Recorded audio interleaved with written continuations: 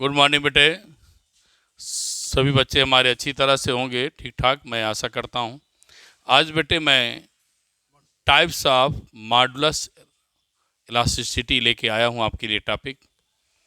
तो लिखेंगे आप types of modulus of elasticity का पहला topic Young's modulus of elasticity.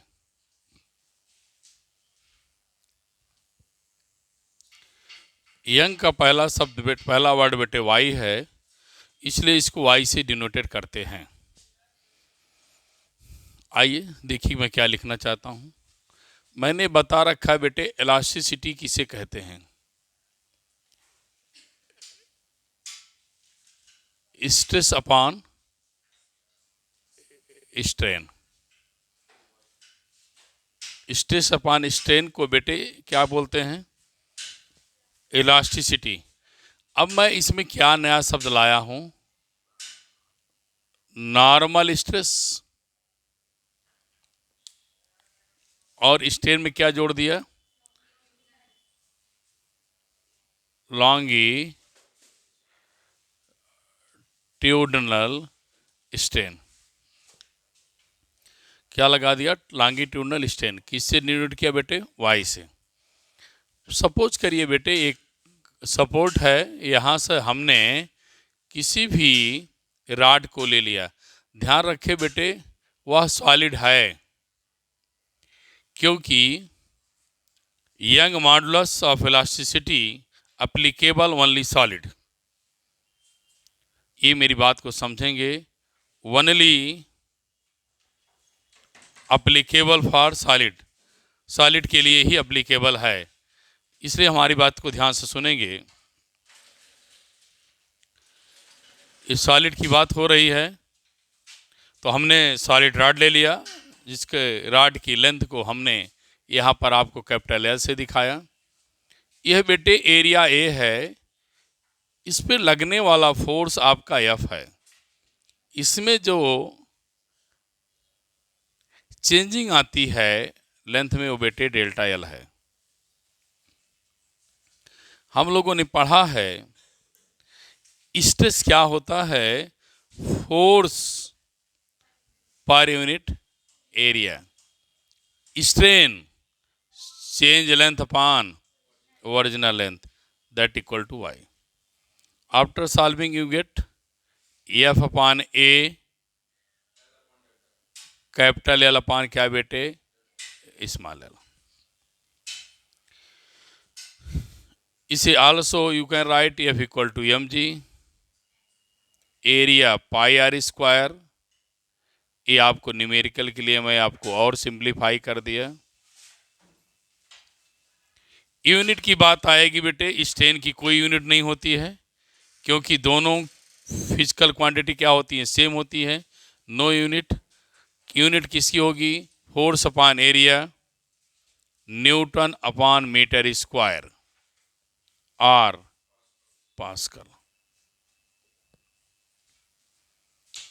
पहली चीज क्या बोला बेटे? इलास्टिसिटी क्या है? We know that elasticity is the ratio of stress upon strain. हम जानते हैं स्ट्रेस अपॉन स्ट्रेन के रेशियो क्या बोलते हैं? इलास्टिसिटी। यंग मॉडुलस की बात आ गई। यंग मॉडुलस किसके लिए एप्लीकेबल है? Only for solid, not for liquid and also gas. तो बेटे जो फोर्स लगाया क्या? एफ। एरिया क्या है? ए। तो फोर्स स्ट्रेस इक्वल टू क्या? Restoring force per unit area. Restoring force per unit area and change length upon original length. After solving you get this answer. अब अगर बात करें जो क्वेश्चन बेटे बार बार आप लोग पूछे जाते हैं, कि मान लेते हैं बेटे रबर और स्टील है। एक चीज और आप ध्यान रखिएगा, जो मोर इलास्टिक होगी उसका यंग मॉडुलस भी ज़्यादा होता है। ये भी मैं बता दूं, एक कॉन्सेप्ट है। More elastic body have more young modulus of elasticity. जिसका यंग मॉडुलस ज़्यादा होगा उसकी इलास्टिसिटी भी ज़्यादा होगी। अब बेटे मान लेते हैं रबर आपने ले लिया, सेम लेंथ स्टील की भी ले लिया।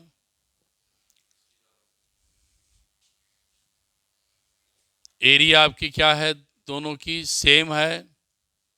फोर्स क्या लगाएंगे, एफ।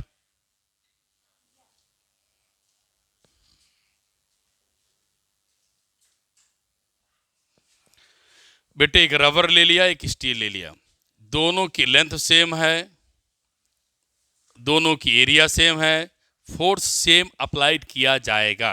अब मेरी बात को ध्यान से सुनेंगे, ध्यान दिया जाए, रबर की जो लेंथ इंक्रीज होगी वो ज़्यादा होगी, स्टील की जो लेंथ इंक्रीज होगी वो क्या होगी, कम होगी। ये स्टील है, ये आपका रबर है।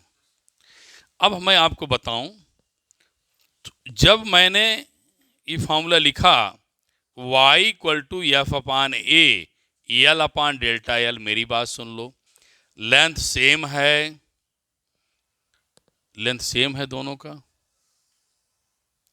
फोर्स सेम है दोनों का, एरिया भी क्या है, सेम है। अगर सारी चीज़ें सेम हो गई तो किसके इन्वर्सली हो जाएगा, यल के। ये भी आपका सेम मान लीजिए, ये भी सेम है। अब आप इसको डेल्टा यल निकालें तो ध्यान ये दें कि हमें ये देखना है किसका यंग मॉडुलस ज़्यादा होगा। नहीं, ध्यान दीजिए, लेंथ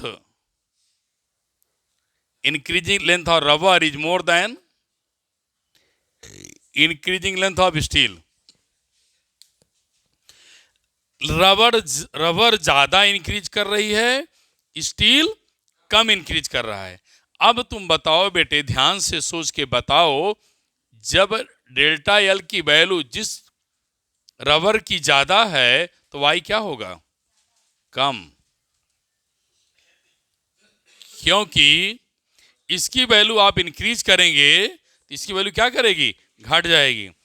फिर स्टील की क्या हो जाएगी बेटे, ज़्यादा हो जाएगी। तो मैंने यही आपको बताया, जिसका लेंथ इंक्रीज कर गया more, they have less Young modulus of elasticity. तो रबर स्टील में मोर इलास्टिक कौन है, मोर इलास्टिक कौन है, स्टील। इलास्टिक प्रॉपर्टी की यंग मॉडुलस किसका ज़्यादा है, स्टील का है। इलास्टिक प्रॉपर्टी किसकी ज़्यादा है, स्टील की।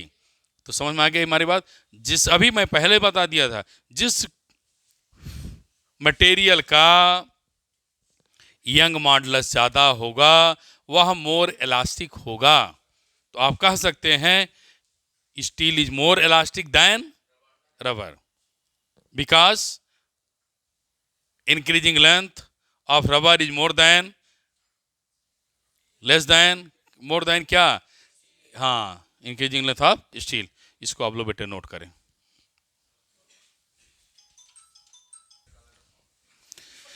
नेक्स्ट टॉपिक बेटे, अब हम पढ़ेंगे बल्क मॉडुलस।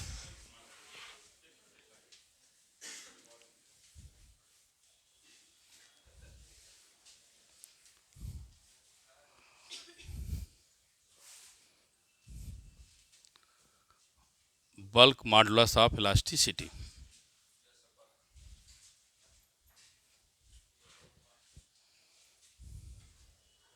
स्टार्ट किया जाए, आइए। पहले तो जानिए, ये बेटे सॉलिड, लिक्विड,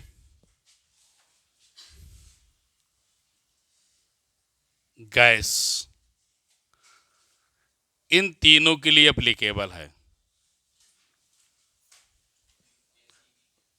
बेटे। ये सॉलिड, लिक्विड, गैस तीनों के लिए एप्लीकेबल है। अब आइए बात करते हैं, सपोज किया कोई लिक्विड है, किसी कंटेनर में फिलअप है, इसका वॉल्यूम बेटे इनिशियल वॉल्यूम V है। जब मैंने इसको स्ट्रेस किया तो इसे बेटे हम वॉल्यूम स्ट्रेस या नॉर्मल स्ट्रेस भी कहते हैं। That is denoted by P and also you can right F upon A। बेटे इसका वॉल्यूम डिक्रीज करेगा, इंक्रीज भी कर सकता है, डिक्रीज भी कर सकता है, लेकिन मैंने यहाँ क्या बताया, डिक्रीज करेगा। जो वॉल्यूम बचेगा वो क्या बचेगा, B माइनस डेल्टा B। अब डिफिनीशन कैसे बनाएंगे, मैं अभी बताया था। इलास्टिसिटी को आप क्या लिखेंगे, stress upon strain. Stress upon क्या लगाएंगे, स्ट्रेन। अब यहाँ पर आप वॉल्यूम स्ट्रेन लिखेंगे और यहाँ क्या लिखेंगे, वॉल्यूमेट्रिक स्ट्रेन लिखेंगे, दैट इज बीटा।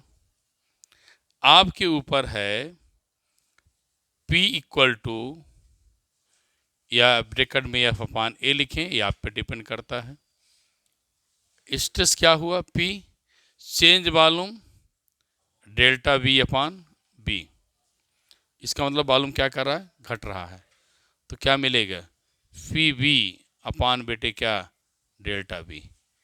ये आप लोगों को मैं B दे दिया। अब थोड़ी देर ध्यान दीजिए, बड़ी आसान तरीके से बता रहा हूँ। You know the elasticity is the ratio of stress upon strain. जब मैं बेटे यहाँ पर हमें बल्क मॉडुलस ऐड करना है तो क्या लिया, वॉल्यूमेट्रिक स्ट्रेस, वॉल्यूम स्ट्रेस या नॉर्मल स्ट्रेस, जो भी आप लिखना चाहें, P F upon A delta B upon V, P B upon क्या मिलेगा, डेल्टा B। अब आगे मैं मान लेता हूँ थोड़ी देर के लिए मेरा बच्चा क्या किया, इफ P टेकन कांस्टेंट। अगर बेटे आपने P को कांस्टेंट ले लिया तो B कांस्टेंट P ले लिया तो B प्रोपोर्शनल टू क्या मिलेगा, V upon V। B upon क्या मिलेगा, B। इसे बेटे क्या लिखोगे, वॉल्यूमेट्रिक स्ट्रेन लिखेंगे। क्या लिखेंगे इसको, वॉल्यूमेट्रिक स्ट्रेन। प्रेशर अगर क्या है, कांस्टेंट है। अब चलो मैं बात करूं आपसे, पहले सबसे पहले मैं बात कर रहा हूं आप लोगों से, सॉलिड की बात करूंगा। अगर मैं सॉलिड लिख लिया, लिक्विड लिख लिया, गैस ले लिया, अब बता बेटे सेम प्रेशर लगाएगा तो सबसे ज्यादा वॉल्यूम किसका चेंज होगा, सबसे ज्यादा वॉल्यूम किसका चेंज होगा, गैस का। गैस का सबसे ज्यादा वॉल्यूम ना, सबसे ज्यादा गैस का, फिर लिक्विड का, फिर किसका, सॉलिड का। क्या चेंज कर रहे हो, वॉल्यूमेट्रिक स्ट्रेन। क्या ले रहे हैं, वॉल्यूमेट्रिक स्ट्रेन। कहाँ, एट कांस्टेंट प्रेशर। बोल मेरे बेटे, समझ में आया, पक्का आया।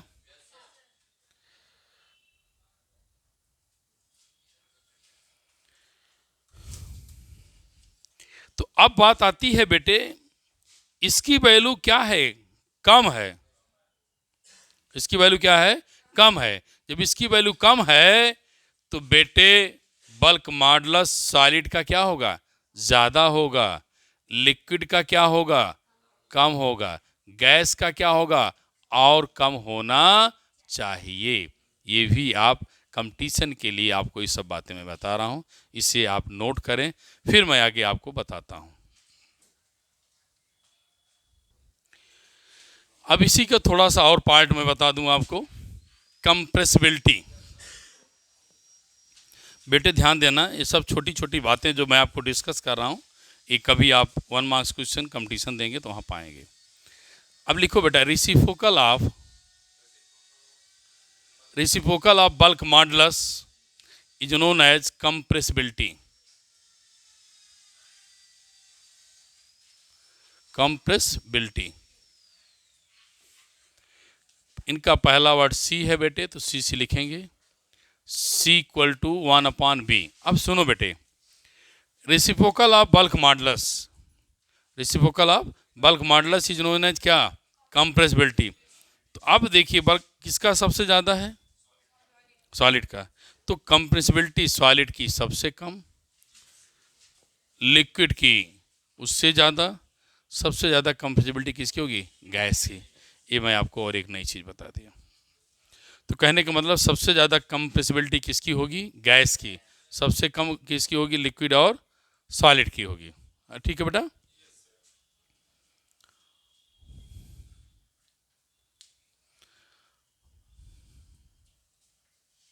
आगे बढ़ें, आगे बढ़ें बेटा। अगर सॉलिड की बात करें, सॉलिड की कंप्रेसिबिलिटी 0 होती है। कब? कंप्लीट सॉलिड हो, जो क्या हो? कंप्लीट सॉलिड हो, तो इसकी वैल्यू क्या होगी? 0। और गैस के लिए बेटे सी की वैल्यू क्या होती है? इनफाइनाइट होती है। क्या होती है? इनफाइनाइट होती है। ये मैं आप लोगों को इतनी बातें बेटे बता दिया। यूनिट वही होगी बेटे, क्या? न्यूटन पर मीटर स्क्वायर या पास्कल। क्लियर? तो आइए नई टॉपिक पढ़ें। अब नया टॉपिक हम आपको पढ़ा रहा है, लिखो बेटा, modulus of rigidity then Poisson ratio. Modulus of rigidity,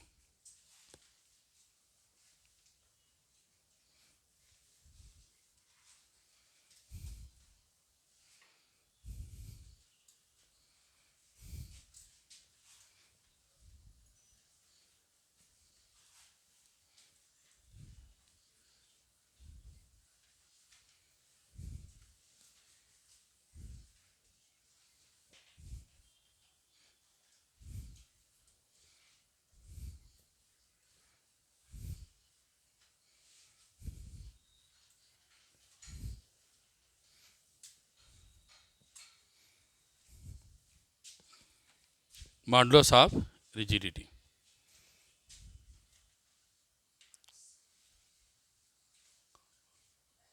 modulus of rigidity eta. तो वो चीज़ें आपको दोबारा भी लिखना है। मॉडुलस में क्या बेटा बोला था बार बार? Stress upon strain, modulus upon strain, stress upon strain लिख दिया। इसको ईटा से डिनोट करते हैं। हाँ, अब क्या होगा बेटे? हाँ, क्या बोलेंगे इसको? Tangential stress to the shear strain. कैसे बनाएंगे मैं बता चुका हूँ। मान लिया कोई क्यूब है बेटे,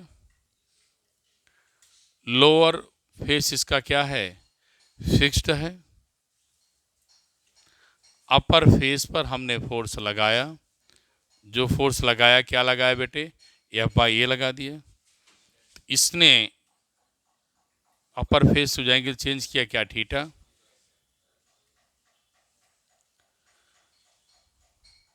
ये भी थीटा है। ये किसका स्थान ले लिया बेटे? थीटा है।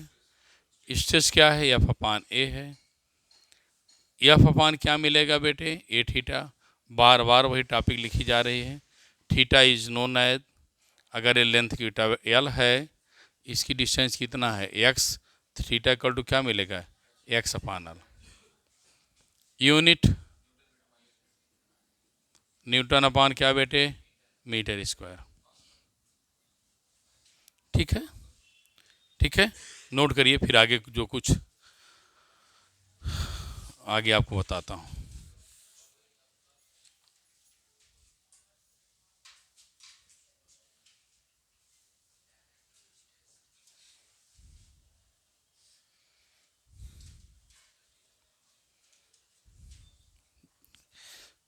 कंप्लीट करो।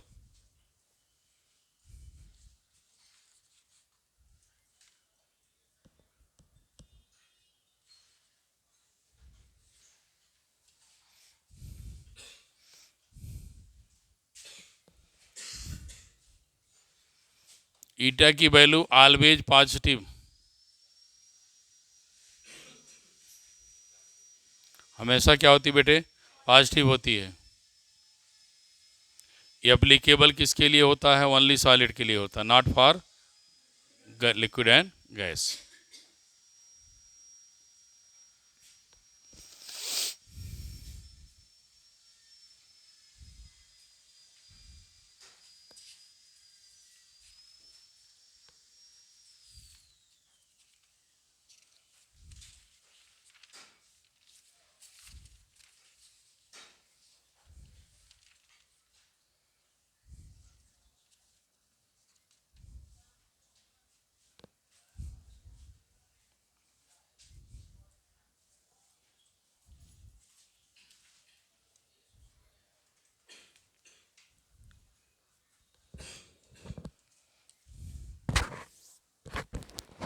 कंप्लीट हो गया।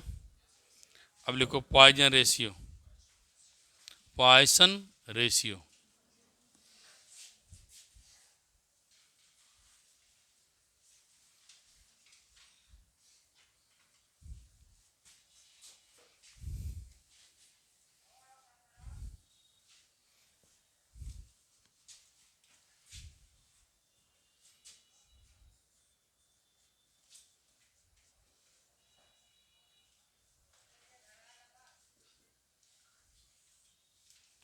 पॉइजन पॉइसन रेशियो को बेटे सिग्मा से डिनोट करते हैं।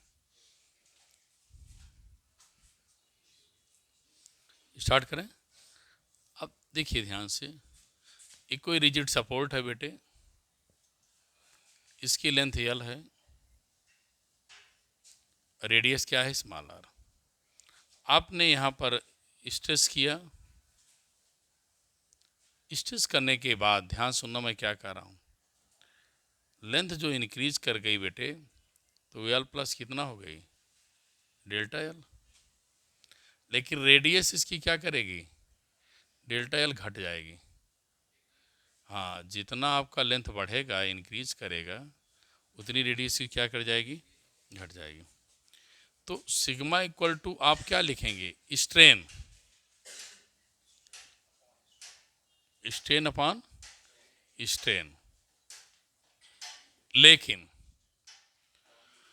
लेकिन चूंकि रेडियस डिक्रीज कर रही है, तो यहां लिखेंगे लैटरल स्ट्रेन। क्या लिखेंगे, लैटरल स्ट्रेन। लेंथ इंक्रीज कर रही है, तो क्या लिखेंगे, लॉन्गिट्यूडनल क्या बेटे, strain. Lateral strain delta R upon R, change diameter upon original diameter, change length upon original length, change diameter radius upon original radius, original length upon change length. ये आपको क्या मिलेगा बेटा, poison ratio. Negative sign indicate radius decreases, negative sign indicate radius decreasing, radius क्या कर रही है, घट रही है। ठीक, कंप्लीट करिए, फिर आगे मैं बताऊं।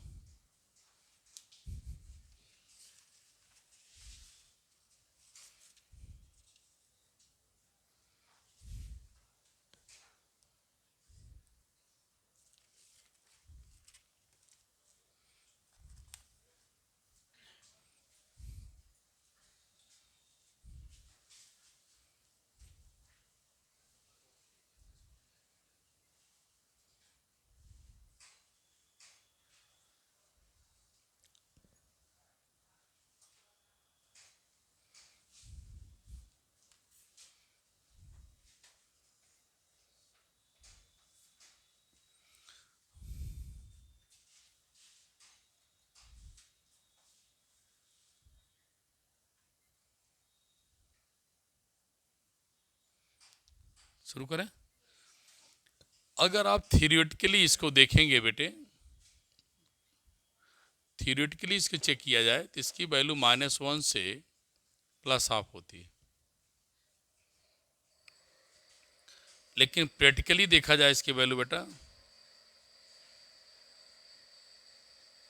प्रैक्टिकली देखा जाए तो इसकी वैल्यू 0 से +½ पाई जाती है। थियोरेटिकली अगर आप देखेंगे तो -1 से +½ प्रैक्टिकली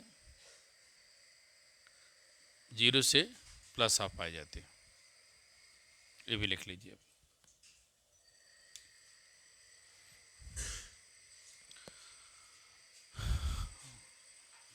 अगर कोई इसे डायमीटर के फॉर्म में लिख दे तो आप परेशान नहीं होंगे, ये भी लिख लीजिए।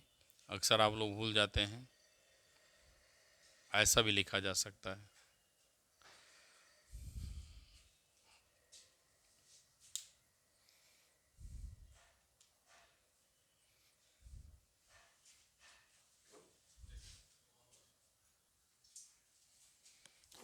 अब बेटे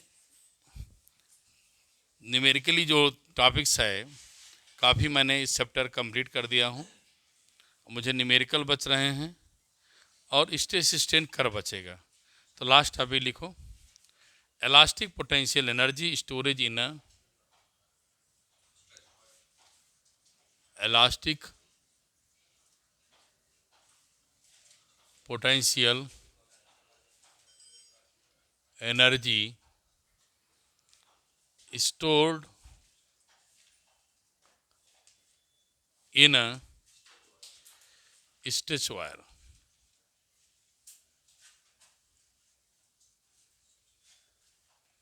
पढ़ा हुआ टॉपिक है, आपको जल्दी से समझ में आएगा बेटे, परेशान नहीं होना है।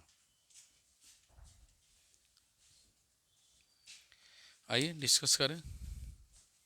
हम लोगों ने पढ़ा है, कोई सपोज किया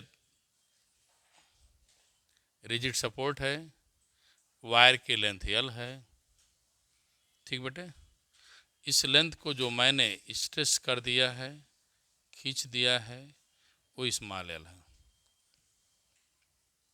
ठीक है। कितना खींच दिया? Small L। तो अब यहाँ पर एरिया अगर इसकी A है, फोर्स कितना लगा एक्सटर्नल? F। तो हम लोगों ने पढ़ा Y = stress upon strain change length upon original length. तो क्या लिखेंगे? F/A कैपिटल L अपॉन क्या बेटे? Small L। फोर्स अगर चाहिए तो YAL अपॉन कैपिटल L = क्या मिलेगा? F। हम बेटे वर्क डन के लिए इसको स्मॉल dx पार्ट में ब्रेक कर दिया। हमें वर्क डन चाहिए 0 to L। वर्क डन कहाँ चाहिए? 0 से बेटे कहाँ? L का चाहिए। अब क्या किया मैंने? dW = क्या लिखा? F/dx लिख, F × dx कर दिया। अब क्या लिखूंगा बेटे? अब ध्यान ये देना है, अगर ये L है तो dx माने हो तो क्या लिखेंगे बेटे? ये भी ध्यान रखना, इसे dl कर दो, क्योंकि L का ही पार्ट तो है, इसे L कर दो तो क्या मिलेगा आपका? dl मिल जाएगा। L का ही तो स्मॉल पार्ट है, तो उसकी वैल्यू रखो YA capital L small L⁻⁴ dl आपका रहेगा। टोटल वर्क डन करना है बेटे, कहाँ से? 0 से L, तो YA/L L⁻⁴ इंटू क्या मिलेगा? dl। तो वर्क डन फार्मूला क्या निकलेगा? W YA/कैपिटल L, पावर कितनी है? 1, 1 + 1/1 + 1, 0 से क्या मिलेगा? L। Work done = ½ YA L²।